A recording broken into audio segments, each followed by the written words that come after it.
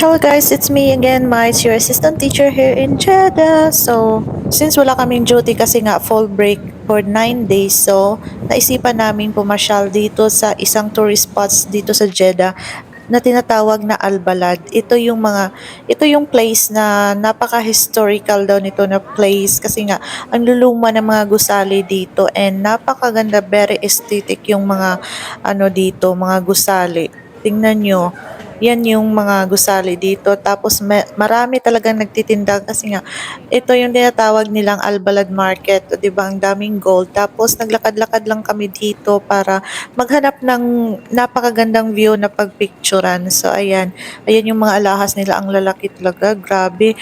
Ang dami-daming alahas dito. Mga gold na totoo talaga ang mga gold.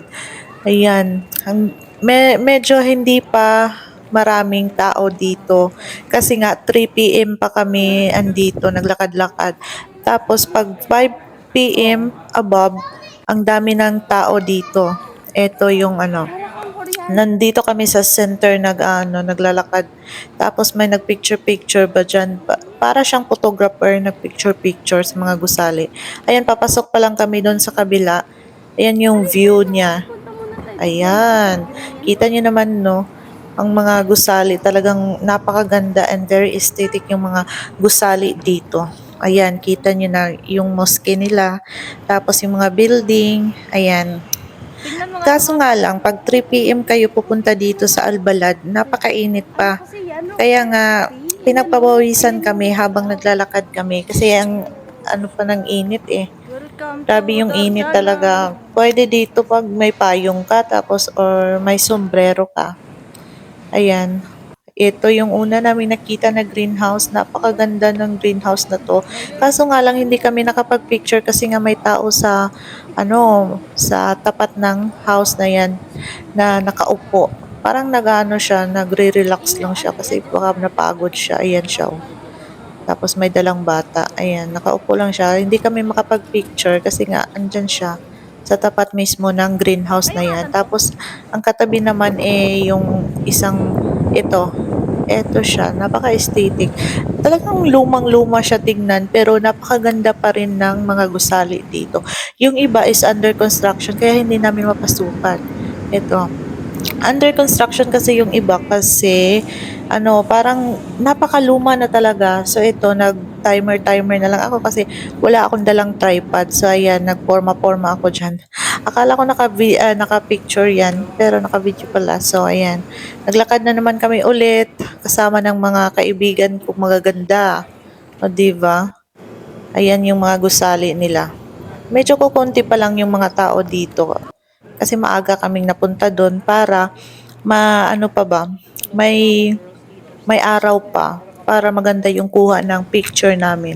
Ayan, tingnan niyo naman yung mga bintana nila, napaka-aesthetic, 'di ba? Naglakad-lakad kami, ayan, Maka City, napunta kami dyan, tapos ito yung mismong market nila. Maraming nagtitinda din na nasa lamesa-lamesa lang. And then may mga pa-souvenirs din sila. Pumasok din kami sa mga souvenir area nila. Ayan, marami silang pa-souvenir magnet ng ref. Tagti 10 real lang yan. Tapos yung iba 15 real. Tapos naman kami, naka-discount. Mga magnet yan. May kitchen din sila. Tagti 10 real nga lang. Mahal, medyo mahal. Kasi pag i-convert natin, 150 na rin yung 10 real sa atin eh. Ayan yung mga... Dito kami nag-snack. Nadaanan kasi namin to tapos nauhaw na kami. Gusto namin magpalamig. So dito kami pumunta sa snackan na to. So nag-order lang kami ng mga fruit juice. Ayan, umakyat kami sa taas kasi ang ganda daw ng view dito sa taas. So sulit naman yung Dito namin. parang maganda sunset dito. Bili lang kami ng fruit juice at saka fries para yung uhaw namin.